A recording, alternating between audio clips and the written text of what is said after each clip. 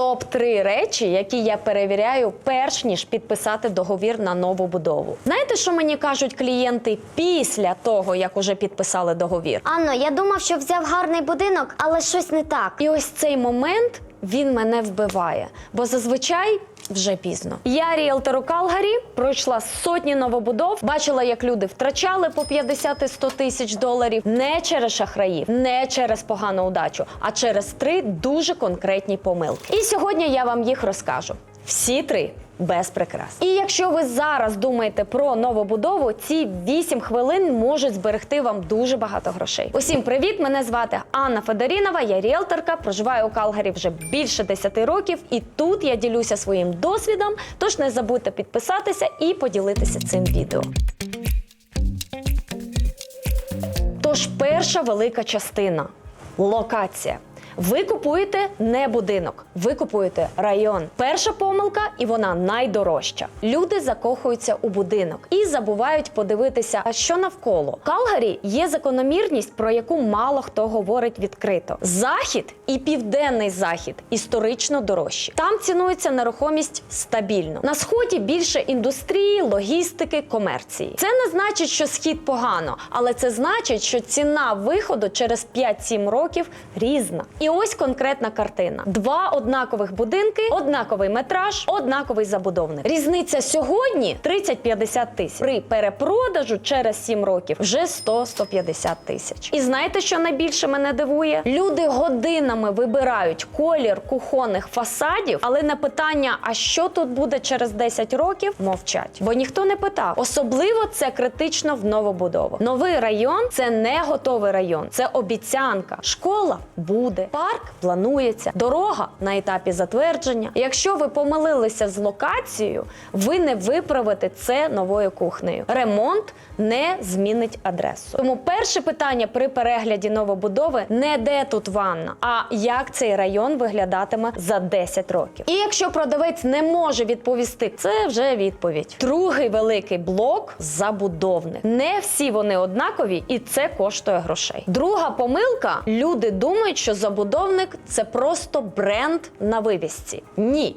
Це ваші наступні 10 років. Є забудовники, які будують масово, на кількість. Тисячі будинків на рік. Великий обсяг. І частіше за все тут якість починає плавати. І натомість є менші, бутікові компанії. Вони будують дорожче, але репутацію тримають залізно, бо в них немає іншого варіанту. І от що важливо зрозуміти. На момент покупки ви не бачите нічого. Ви не бачите, як поводитиметься будинок за 3 роки, наскільки легко отримати гарантійний ремонт, чи будуть проблеми з шумоізоляцією, тріщинами, матеріалами. У мене був клієнт, купив новобудову від великого забудовника. Обіцяли ідеальні підлоги в підвалі, здачу влітку. Результат – тріщини в бетоні, здача на 4 місяці пізніше, і забудовник на дзвінки відповідав через тижні. 5-значний по сумі ремонт за рахунок клієнта. Ось чому досвід ріелтора тут реально важливий. Я бачила, які будинки люди продають через 5 років щасливо і з прибутком, а які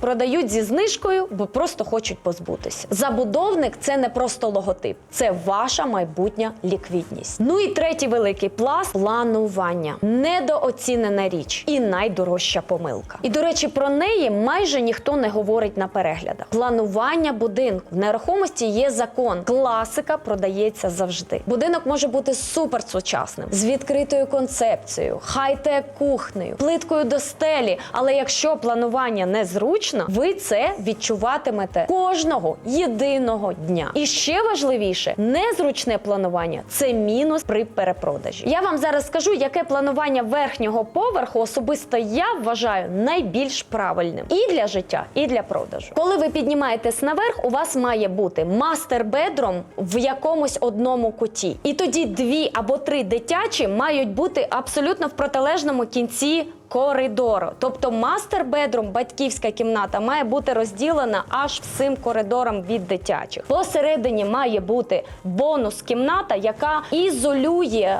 весь потік і шум від батьків до дітей своєю цією кімнатою. І тоді другий санвузол загального користування має бути сконцентрований біля дитячих кімнат. В мастер-бедрумі має бути свій санвузол санвузол, і поруч наверху має бути лаундрі-кімната шумозаізольована. Чому це найбільш правильне рішення? Батьки мають зону приватності, діти мають свою зону, бонус-рум – природний буфер шуму. Всі задоволені, всі в одному будинку, але кожен у своєму просторі. А тепер покажу вам планування, яке я бачу постійно і від якого мені хочеться плакати. Мастер-бедрум посередині, по боках 2 дитячі кімнати, напроти спільний санвузол, і це все в одному тісному коридорі. Бо напроти десь з великим вікном бонусна кімната. Уявіть, ви лежите у вашому розкішному мастер-бедрум на кінг-сайз найбільшому ліжку, і напроти вас двері в дитячий санвузол. Діти бігають, двері грюкають, світло вмикається-вимикається. Ви повертаєте голову, а у вас праворуч ваш особистий санвузол. І вид на обидва унітази. Це не будинок мрії, це будинок хаосу. І ось таке планування я дуже часто називаю король унітазів. Як ви таке планування будете продавати у майбутньому? Всі сім'ї, які прийдуть на перегляд, відчують це одразу. Наступного разу, коли підете на перегляд новобудови, зробіть просту одну річ. Пройдіть на другий поверх, подивіться, де мастер-бедрум і де дитячий. Якщо вони через стіну, поставте собі питання, чи готові ви до цього на наступні 10